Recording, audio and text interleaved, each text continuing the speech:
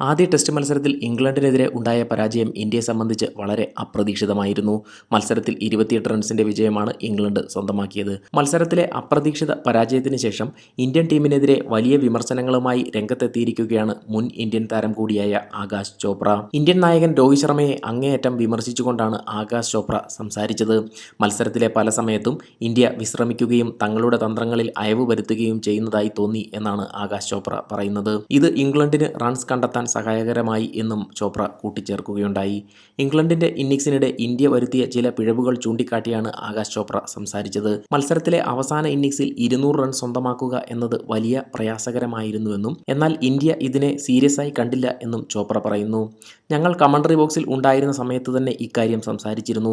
അവസാന ഇന്നിംഗ്സിൽ 200 റൺസിന്റെ വിജയലക്ഷ്യം എന്നത് ഇവിടെ പ്രയാസകരമായിരുന്നു. എന്നാൽ ഇന്ത്യൻ ടീം അത്തരത്തിൽ ചിന്തിച്ചില്ല. മാത്രമല്ല ഇംഗ്ലണ്ടിന് ആവശ്യമായ സിംഗിളുകൾ അവർ നൽകുകയും ചെയ്തു. രഹൻ അഹമ്മദ്, ഒലി പോപ്പ് എന്നിവർ കൃത്യമായി സിംഗിളുകൾ കണ്ടെത്തിയ സമയത്ത് ഇന്ത്യ ഫീൽഡിങ്ങിൽ വിശ്രമിക്കുകയായിരുന്നു എന്നും ആകാശ് ചോപ്ര പറഞ്ഞു. മത്സരത്തിന്റെ 3-ാം ദിവസം ഇംഗ്ലണ്ടിന്റെ മുൻ താരം കെവിൻ പീറ്റേഴ്സണും ഇതേ അഭിപ്രായം തന്നെ പ്രകടിപ്പിക്കുകയുണ്ടായി.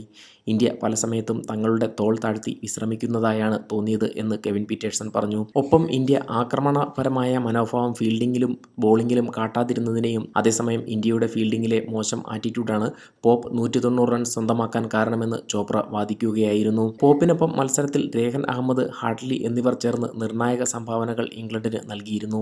ഇതോടൊപ്പം ഇന്ത്യൻ ബോളർമാരുടെ മത്സരത്തിലെ മോശം പ്രകടനങ്ങളെ വിമർശിക്കാനും ചോപ്ര മറന്നില്ല. ബുംറ മത്സരത്തിലെ 2-ാം ഇന്നിംഗ്സിൽ 4 വിക്കറ്റുകൾ സ്വന്തമാക്കുകയുണ്ടായി.